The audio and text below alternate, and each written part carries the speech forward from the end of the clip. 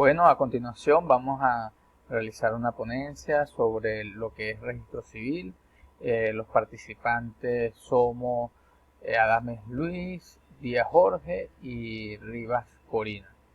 Bien, bueno, para empezar tenemos que en Francia, ¿verdad?, que es país que nos interesa por cuanto nuestro registro civil es del modelo francés, la utilidad que para el Estado para aquel entonces tenía de los registros parroquiales estaba solamente limitado para el hecho de que solo se refería a los católicos.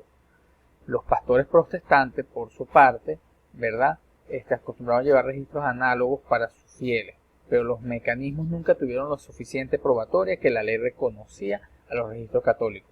Solo la complacencia de los parlamentos y las ardides a las que por necesidad apelaban los protestantes les permitía probar sus nacimientos, matrimonios o defunciones mediante actas que los pastores protestantes redactaban a semejanza de los católicos, ¿sí?, que eran aceptados como tales, a sabiendo de que no lo eran por los parlamentos, ¿sí?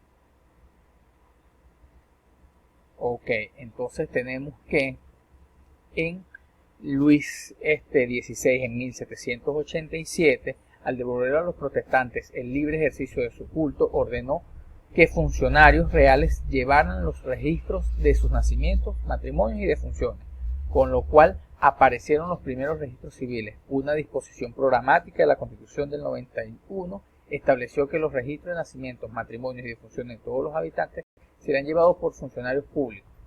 La ley del 20-25 de septiembre de 1792 confió tales registros a las municipales y a los el Código Napoleónico recogió ese registro civil secundario, ¿verdad?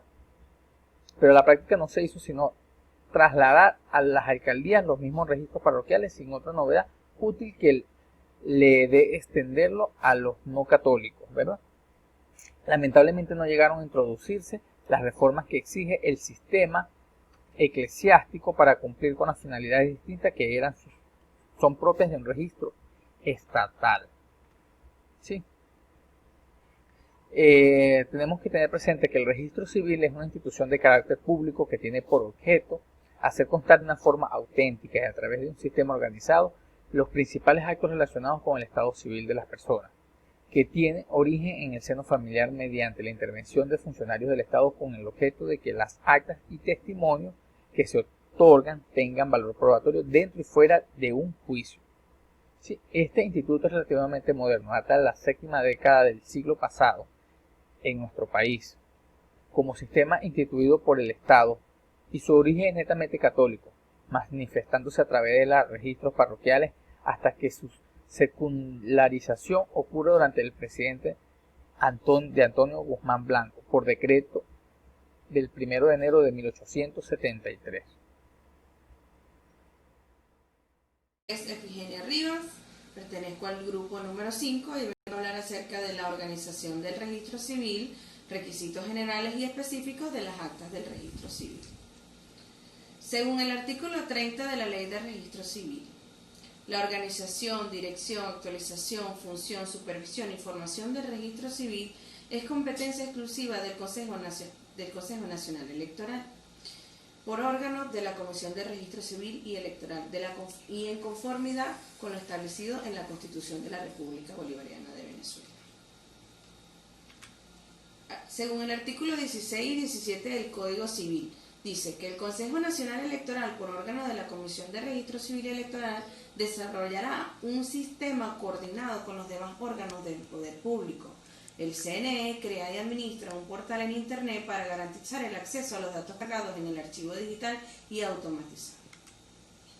Organización de Registro Civil. Normas generales de la Organización de Registro Civil con respecto a los libros. Según el Código Civil, en el artículo 445, los nacimientos, matrimonios y defunciones se harán constar en la jurisdicción en que ocurran estos registros.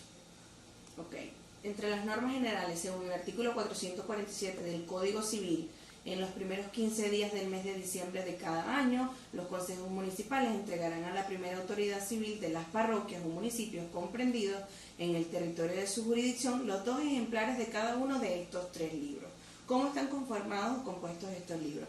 Estos libros deben estar en papel florete de orilla, contener en las primeras hojas de la disposición de este código, estar en todas sus hojas marcadas con el sello del Consejo Municipal y llevar en la última hoja la constancia firmada por el presidente del Consejo. Normas generales. B. Con respecto a las partidas y actas. En el Código Civil, según el artículo 449, las partidas se extenderán numerándolas sucesivamente en los libros respectivos con letra clara, sin dejar espacios ni enmiendas. Según el artículo 448 del Código Civil, establece de manera clara y precisa lo que deberán expresar las partidas de este Estado civil. Inspección del registro del Estado civil. Según el artículo 461 del Código Civil, síndico procurador municipal respectivo. La remisión, revisión y archivo de los libros. Los jueces de primera instancia examinarán cuidadosamente los registros y estos remitirán al registrador principal para ser archivado. Registro de los actos anteriores a 1873. Según el artículo 463 del Código Civil, los libros de las iglesias parroquiales correspondientes a los bautizos y defunciones llevadas por los párrocos hasta el 1 de enero de 1833 permanecerán en los archivos de las respectivas iglesias, pero las certificaciones de sus partidas para efectos civiles no podrán expedirse sino por el juez de la parroquia o del municipio encargado. Declaración del nacimiento y presentación del niño. Normas específicas del registro de nacimiento y de los demás actos. Según el artículo 464 del Código Civil, dentro de los 20 días siguientes al nacimiento se deberá hacer la declaración de este a la primera autoridad de la parroquia o municipio, a quien se le presenta también el recién nacido.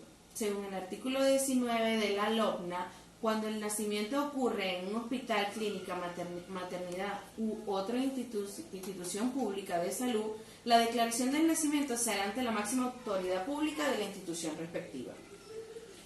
Normas específicas del registro de matrimonio. Según el artículo 475 del Código Civil, los registros de matrimonio deben contener, además de los actos de matrimonio, las sentencias ejecutoriadas que declaren la existencia, nulidad o disolución del matrimonio. Normas específicas del registro de difunción. Partida de difunción ordinaria. Según el artículo 477 del Código Civil, como número 1 tenemos el lugar y fecha de la muerte, número 2, causa de la muerte, nombre y apellido de la cédula de identidad y profesión, el domiciliario o de la residencia que tenga el difunto. Normas específicas del registro de defunciones e inhumaciones. Orden de inhumación según el Código Civil. El Código Civil establece la orden de inhumación en casos ordinarios y en casos de muertes sospechosas. En competencia de un juez dictaminará la inhumación según pueden a partir del artículo 478 hasta el artículo 85 está basado la inhumación en el Código Civil. Muchas gracias. Buenas tardes, Universidad Nacional Experimental de los Llanos Occidentales, el SAMUR, programa de Ciencias Sociales. En este momento le voy a dar un probatorio de las actas del Estado Civil. Quien le habla, Luis Adame, nuestra facilitadora del programa o su proyecto de Derecho Civil, Yorcelis Jiménez.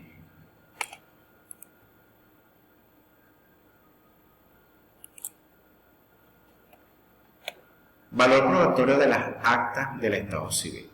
Según el Código Civil, en su artículo 457, establece el valor probatorio de las partidas debidamente registradas está determinada por 3 reglas legales. Por otra parte, el artículo 1357 del mismo Código nos dice o nos señala lo siguiente. Respecto de los actos presenciales, las partidas tienen de carácter de prueba auténtica. En su consecuencia, mientras no sean declaradas falsas, hacen plena fe. 1. De los hechos que el funcionario declara haber efectuado si tenía la facultad de efectuarlo. Y 2. De los hechos que el funcionario declara haber visto u oído si tenía la facultad de hacerlo constar. Así, por ejemplo, hacen plena fe mientras no sean declaradas falsas en las respectivas partidas de nacimiento. Entre otras, las declaraciones del funcionario de que le impuso un determinado nombre a un niño por no haberlo hecho el representante y de que éste compareciera ante él. Una vez, para que las partidas puedan ser declaradas falsas, se requiere intentar la tacha de la falsedad, la cual solo procede por causales taxativamente señalada por la ley. Según la normativa que regula estas acciones en el artículo 1380, el instrumento público o que tenga las apariencias de tal puede tacharse con acción principal o redactarse accidentalmente como falso, cuando se alegare cualquiera de las siguientes causales. 1. Que no ha habido la intervención del funcionario público que parezca autorizándolo, sino que la firma de éste fuese falsificada. 2. Que aun cuando sea auténtica la firma del funcionario público, la del que apareciere como otorgante del acto fue falsificada. 3. Que es falso la comparecencia del otorgante ante el funcionario certificada, por este sea que el funcionario haya procedido deliciosamente o que le haya sorprendido en cuanto a la identidad del otorgante. 4. Que aun siendo auténtica la firma del funcionario público y cierta la comparecencia del otorgante ante aquel, el primero atribuye al segundo declaraciones que van a cargarse por el otorgante que haya firmado el acta ni respecto de él. 5. Que aun siendo ciertas las firmas del funcionario y del otorgante, si hubiesen hechos con posterioridad del otorgamiento alteraciones materiales en el cuerpo de la escritura, capaces de modificar su sentido o alcance. Esta causal puede alegarse aún respecto de los instrumentos que solo aparezcan suscritos por el funcionario público, que tenga la facultad de autorizarlo. 6. Que aun siendo ciertas las firmas del funcionario y los otorgantes, el primero hubiese hecho constar falsamente y en fraude de la ley o por juicio de tercero, que el acto se efectúe en fecha o lugar diferente de los de su realización y se transmite por un procedimiento especial muy riguroso. En el Código de Procedimiento Civil, en la sección 3 de la tacha de los instrumentos, nos dice: la tacha de la falsedad se puede proponer en juicio civil, ya sea como objeto principal de la causa, ya incidentalmente en el curso de ella, por los motivos expresados en el Código Civil. En el artículo 1384 hace mención que las copias hacen fe si son expedidas por el funcionario competente, tal como en la práctica las causales no suelen producirse las propias partidas, sino sus copias. Asimismo, en el artículo 1385, donde se exime de la presentación original en el juicio cuando sea original o su copia se encuentre en una oficina pública, lo cual ocurre precisamente con las partidas del Estado civil. Pero se permite entonces a la otra parte exigir la confrontación de las copias producidas con el original o copia depositada en la oficina pública. Las declaraciones de los comparecientes sobre hechos relativos al acto se tendrá como ciertas hasta probar lo contrario. Así pues, hace plena prueba si no se las impugnan, pero en caso de impugnación basta promover y evacuar pruebas contrarias a dicha declaración, sin necesidad de intentar la tacha de la falsedad. Debe advertirse que el valor atribuido a las declaraciones de los comparecientes se refiere a sus declaraciones sobre hechos relativos a que es objeto de la declaración. Las menciones que no tienen relación íntima con el acto, pero que al mismo tiempo son ordenadas por la ley, solo tiene valor de principio de prueba o de indicio de las cuales el juez podrá reducir presunciones más o menos graves, que serán presunciones simples, ya llamadas también hominis, sin llegar a ser presunciones legales.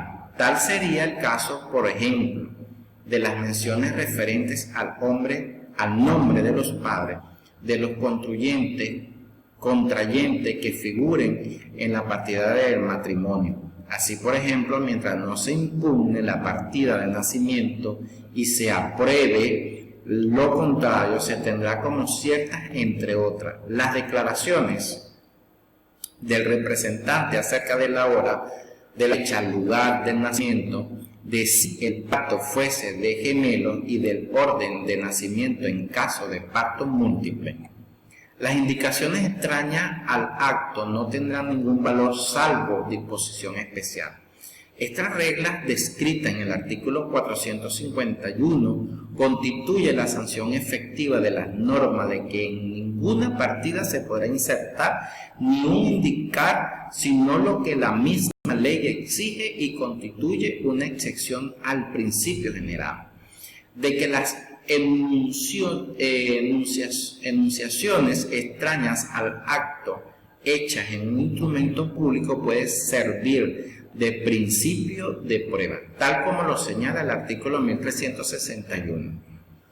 Un ejemplo de mención prohibida sería la designación del padre cuando se trata de la partida de nacimiento de un hijo nacido en unión matrimonial, si éste no es presentado por el propio padre o por mandatario de que esté debidamente constituido. Debe tenerse muy presente que las menciones de las actas del Estado civil solo tienen el valor probatorio señalado respecto del acto o hecho que se propone constatar el acta correspondiente. Así, la indicación de su propio Estado civil hecha por un testigo no goza del beneficio de considerarse como cierta acta prueba en contrario, ni tampoco constituye prueba de filiación. La mención del nombre de los padres en la partida de defunción del pretendido hijo, ni la partida de matrimonio sirva de prueba de la afiliación de los contrayentes. Esto ha sido todo. Muchísimas gracias.